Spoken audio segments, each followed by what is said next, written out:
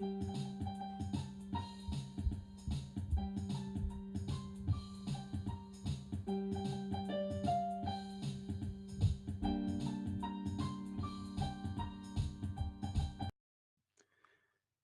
morning.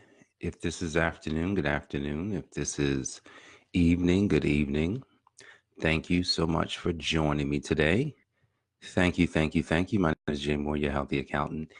And welcome to today's Enlightenment broadcast here on Facebook Live and also on YouTube. If you're catching us on either platform, if you would be so gracious and like or subscribe to the channel or the page, we'd love to notify you when this program is coming live, typically in the 7 o'clock hour, between 7, maybe 7:15, sometimes a little bit later. But like for you to join us, in the mornings, or just so you know that the program is available. So, guys, I want to thank you again for joining me. And today's broadcast title is Why Fear? Why Fear?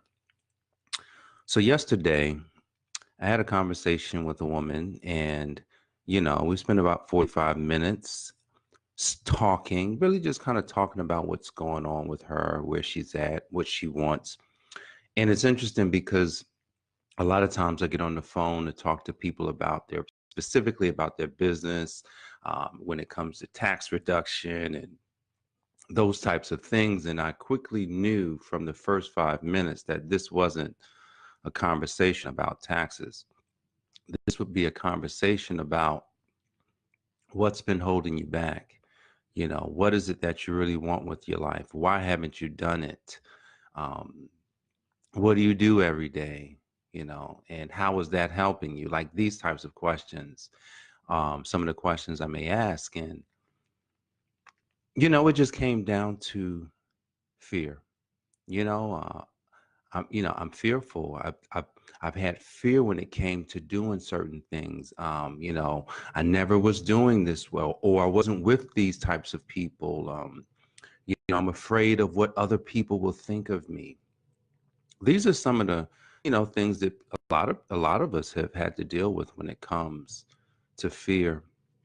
And so then yesterday evening, called my family meeting. It's funny, Jared, my oldest son, who edits my videos, says, why can't you call it a family conversation? I said, we can. I was just like, I said, I don't have a problem with that. I said, you can call it a conversation. I might call it a meeting. But they both still serve the same purpose, where we just huddled up, talked, find out what was going on, how everybody's day was going. They were home from school because there was a snow day, and so it was just an opportunity to talk real quick. And it was like I found out that my youngest son says to me, because I asked him, because he likes to cook, so he likes to bake, um, and he'll cook. And so I asked him, I said, well, why don't you come in the kitchen and just kind of, get in there and start cooking? He says, well, I don't want to mess it up. I just don't want to mess it up. I don't want to fail at that, or pretty much is what I heard. I'm afraid of failing or making the food won't taste good. And I said, man, I said, all right. I said, look, I said, the funny thing about fear, I asked him what it meant, so Jared, he says, oh, false evidence appearing real. I'm sitting there like, okay, yeah, that's the definition. I was like, but what is fear? Like, what is it? Why does it exist? And so I said, look, fear is an indicator. It's an indicator of something you should do. Now, growing up, I never learned that fear was an indicator of something I should do. If I was standing in front of people, and I had to sing or I had to speak, I didn't feel like I should be doing it. I just felt like I was afraid. If I was playing in a basketball game, which I used to get nervous before the basketball game is, but it was funny how you lose the nervousness once I started playing, but it never clicked. it really never clicked. As long as I played basketball, where I had that nervous energy before the game, and but as soon as the game started, you lose this nervous energy because now you're doing that thing that you were anticipating. And so I asked the question, why? Why does that feeling even exist? Well, where did the word come from? Like, I wish I would have had time to look it up. Where this word came from, you know, where did it come from, and why did people start using it? And so because people started to use it, it's kind of like I think I was talking to my wife or somebody this weekend. I said, if we had never eaten, say, meat, if we'd never eaten meat, didn't know what it was, and then it was put on our plate, we probably wouldn't want to eat it, because you're like, well, I'm not used to eating that. You know, I want to eat what I know how to eat, or eat the things that I'm used to eating. It's kind of like, if when God created us, he created us to eat fruits, grains and nuts, and he didn't create us to eat the animals. That was not in the plan. The original plan was not for us to eat the animals. But then through all of the things that's happened, we became carnivorous. We became blood seeking people, where we want the meat.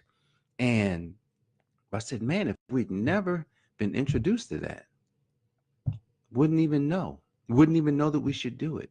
It's kind of like fear. If you weren't introduced to the meaning of what fear is, you wouldn't even recognize it as something that bothered you. You may have that feeling when it was time to do something that you wasn't sure about, but you would feel like, man, well, that's the anticipation of doing it.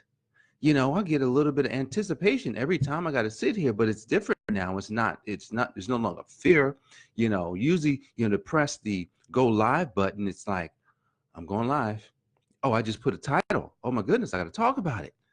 But I clicked the live button, and so now it's just getting on, and the words come. But why fear? Why is fear causing so much havoc in your life? Seriously, why is it doing that? Why is fear making you come up short on all of your dreams, all of your goals, on everything that you would like to happen? Why? Last night I was doing some push-ups. I've got a got a really a funny goal on doing push-ups on a daily basis. So I tell you what it is. I have a goal to do 1,000 push-ups a day, and I'm sitting here looking at all of my push-ups that I've done this year, and I haven't met the goal. 1,000 push-ups. Like, what in the world? Like, who needs to do 1,000 push-ups a day? I just said, well, I just made it a goal. I said, I decided I was going to stop going to the gym. I was just like, I don't have time to go. Not that I don't have time to work out. I don't have time to go to the gym. The gym is 20, sometimes maybe 25 minutes away. Yeah, I know, crazy, right? I mean, what's funny? I think there's 3 closer gyms. Technically, I could, if I wanted to go to a gym, I could, get memberships at the closer ones. But the one that I had a membership at, 20, 25 minutes away. Cheapest one, probably. So I got this membership, and I realized it was taking up too much time to work out. And I was just like, wait a second, man. I don't get time back. I can figure out how to get my body the way that I want it without using up that amount of time of travel time, 1 hour. And then if I factor in, oh, let's run an errand while we're out, I could be looking at almost 3 hours being out for the gym run. And I said, that's got to stop. And so that's when I let me start running. So I run every day, which that's been interesting. It's fun, but it's interesting. But then I said, what else can I do? So I started doing squats. I was like, yeah, I got to do squats too, because it's a good exercise. I said, but I'm gonna do 1,000 push-ups a day. 1,000, right? I probably had never done more than 300 in a day. Never, you know, never done more than 300 in a day. And here it is. I'm looking at my push-up count for 2019. 15 days in, I got 4,600 push-ups in for the first 15 days. You know, I'm looking at 250, 325, 200, 750. I did 750 one day. 125, 250, 100, 350, 625, 500, 125, 250, 250, 500. And I said, I'm like, man, how am I going to get to that 1,000? How am I going to get to the 1,000 mark? I don't know, right? I got to push myself. Here's the thing. Here's the thing. Why fear, right? Fear is just this thing that it's trying to figure out if you really want it. What do you want in your life that you're willing to, you know, have those, you know, butterflies in your stomach, that you're willing to take those butterflies and allow those butterflies to allow you to fly. Are you willing to do that so that you can actually, you know, start soaring? You know, Steve Harvey wrote a book, you know, called Jump. Said jump off the cliff, right? You know, get on over there and jump off. So many people's. I'm talking about a woman I spoke to yesterday. She may have been almost 60 years old. And you know, trying to figure out her life. Like this is what's happened. Most of us never think. Most of us, well, she said it, never think for themselves. So imagine if you've gotten to where you're my age, you're 47, and you've never thought for yourself. You've never created your own, I'm talking about your own way of thinking. You never did it. You never created that. You've never said that, hey, man, I can think for myself, meaning I can, you know, everything that I believe is because I'm believing it, not because someone else believed it.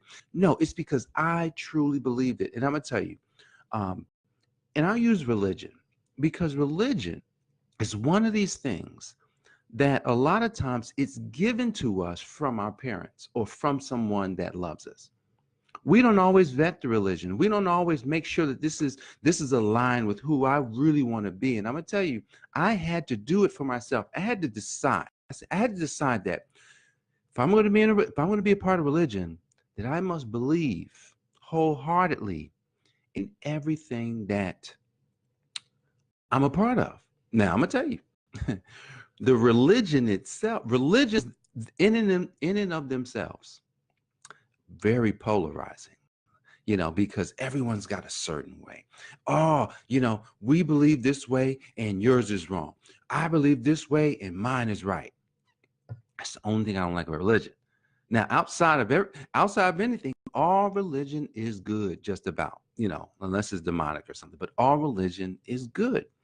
And so there's a text that I like to use, especially when dealing with this question, why fear? It's found in Philippians 4:13. And it says, I can. Now, see, the first thing you've got to realize is that if you're dealing with fear, you've got to first empower yourself with an I can statement. I can do. And you can fill in. You can say, I can be a greater. I can be a great runner. I can do 1,000 push-ups a day. You follow what I'm saying here? But here's what the text says. The text says, I can do all things through Christ who gives me strength. I can. See, all right. So now when you're thinking about what is this fear and do I really have it? You got to first say something that's going to empower you. You got to first say something that's going to give you strength, right? So you can go straight to Philippians 4:13 yourself. Repeat that 100 times every single day. Just repeat it. You don't have to go to the text. I can do all things through Christ who gives me strength. I can do all things through Christ who gives me strength. Every day, all day long. We got this plastered on one of our walls. You know, I got to say it. I need to say it more. I need to have my kids say it more and more and more and more and more, because look, fear is Not that it's real, because it's not real, but fear will show up. Fear is going to show up. It's going to show up in your life. It's going to show up in my life. And we've got to decide if it's fear or not. We've got to decide that, oh, that isn't fear. That's just, man, that's just something that I should do. Something that I need to, really focus on. I've had, I've had like the last 2 weeks, I've been almost putting something off. Where yesterday I said, you know what, I can't do this any longer. Like, I've got to just do this. And it wasn't that I was fearful of it, because I've done it multiple times. It's like when you do something and you got to keep it's like you got to keep updating or vetting it. Sometimes things work for a while and then they stop working because of different reasons. And so I had to actually say, you know what, it's time. It's time not just to change it, but it's time to get the right tools. Finally got the right tools to address this situation. And I started it yesterday. And here's the thing about a new situation. A lot of times it's going to require you to think. It's going to require you to like just stop what you're doing. And you got to think. And what happens is when you have to think much longer than you thought you had to, that's a sign. That's a sign that there's growth that needs to happen. Hey, what's up, Kevin? Thanks so much for joining me today. That's a sign that growth is what's needed. Man, I've got this beautiful book here. It's called the 15 Invaluable Laws of Growth by John Maxwell. This is the world's greatest leadership expert. And John says that what started him on his track was something called personal growth. There was a salesman who was selling a growth kit, and that salesman asked John a question. John was 24 years old. He says, John, do you have a personal growth plan? John's looking at him like, what are you talking about? What's that? He was 24 years old. I think John's 71 now. He did not have a personal growth plan. He went and asked all his friends, hey, you guys got personal growth plans? Now, remind you, he's a minister. So you think, oh, ministers got to be growing, right? No one had a personal growth plan. You're talking about people who are speaking, who are helping people spiritually, no personal growth plans. And it was then that he realized that, wow, if I'm going to accomplish the things that I say that I want to do, if I'm going to allow God to use me in a way that is going to empower others, I've got to have a plan for that. And I remember when I first heard John Maxwell about, let me see, it was a few years ago. Like I was recently introduced to him. I didn't know him.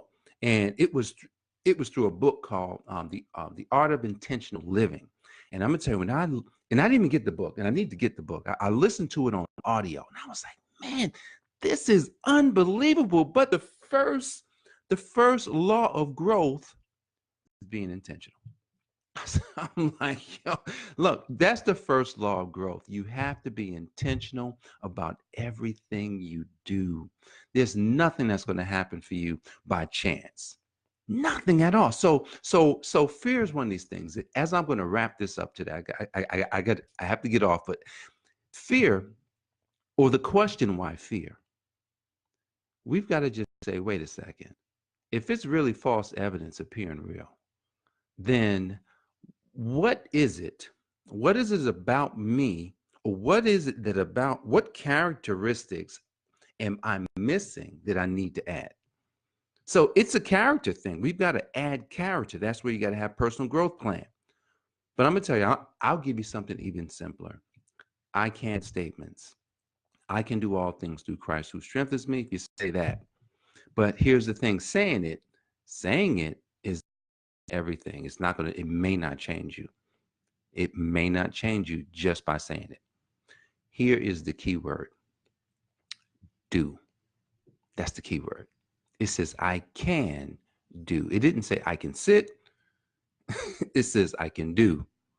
So if you want to kick fear in its behind and not ever allow fear to stop you from what you want, from where you're going, do.